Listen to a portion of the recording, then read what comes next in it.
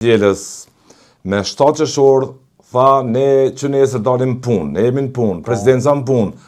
Ajo që nuk është në punë është opozita. Ne dëshirojmë atë ta kthejmë në punë. Ama mandati Gjati një këto manovra politike. Tuat ma thuaj si lexon këtë situatë.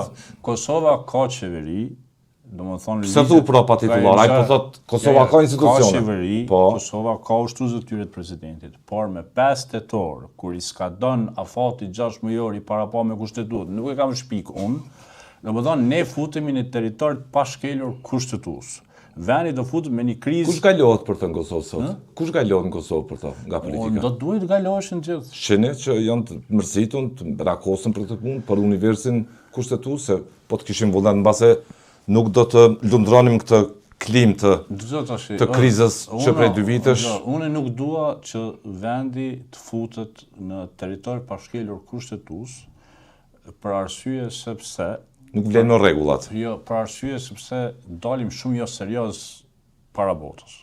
Por në anën tjetër, unë kam besim që gjykata kushtetuese do gjejë mënyrë me boni harën aty edhe e zgjidh punën. Domthonë dalim diçysh, edhe shkojmë në zgjedhje. Shkumja në zgjedhje për partitë opozitare nuk do të jetë e mirë, për 2 arsye. E para nuk është më fenomeni Vjosa Osmani. PDK-ja është futur në zgjedhje, ka marrë turr në zgjedhje. Brendshme, po. Jo në brendshme, në zgjedhje. Edhe në zgjedhje tjera, po. Po, në këto zgjedhjet e fundit me që ishin. Po, të 20.000 vota më pak. Po, u fut në këto zgjedhje, i deshti zgjedhje, duke kalkuluar që Vjosa Osmani do ja thyj qafën vetëvendosjes edhe Albin Kurtit. Nuk ndodhi kjo. Nuk ndodhi. Nëse nuk e çoi votën në LDK, apo të ndikim në bojkot të elektoratit. Vetëvendosën 100.000 vota rregjaj më pak. Po, ama bojkoti, në çdo ta kemi qartë. Bojkoti ishte në të gjithë, ndaj të gjithëve.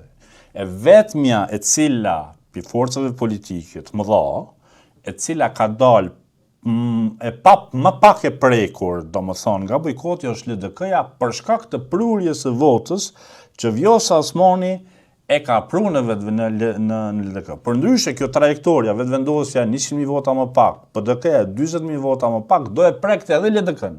Tash LDK thonë s'ka sjell kur gjë Vjosa Osmani, nuk është e vërtetë. Vjosa Osmani s'u ka leju mu turpru keq.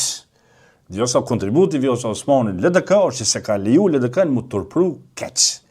Edhe tash, por fenomeni elektoral Vjosa Osmani më nuk ekziston. Që nëse shkojmë prapë në zgjedhje, ta realisht rrezikojnë që vetëvendosja atëherë realisht i marrë të gjithë.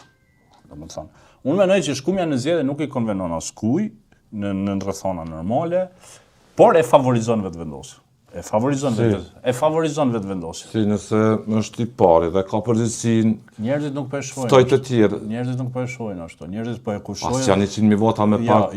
Që nuk e duan njerëzit, siç e thave jo, Rexhaj. Pse atëherë në vend të Drenicë, pse atëherë në Drenicë nuk dolën më shumë njerëz me votu në bastion PDK-s? Po kjo paradoks i llojit vet. Nuk është paradoks. Kjo tregon, zgjenim ndaj Kurtit ish dashur ta kthej në vot PDK. Si opozit, po nuk ndodhi. Kjo tregon domethënë që lodhja me drama i ka prek gjithë. Por ai un lodhur politikant, unë kam më shumë, unë kam besim më shumë në aftësinë e Albin Kurtit të mobilizoj dhe të nxjerr mësime, të lexoj gabimet, ta kuptoj çka s'ka shku mirë, të krijoj vaksina politike, se sa që ka të Petri Hamza të Lumir Abdixhi. Deri tash e ke. Edhe janë këto indikacione Rexhaj? Po unë mendoj që Albin Kurti nëse shkojmë zgjedhje herë kam i shpartallu keq. Cila o deklaratë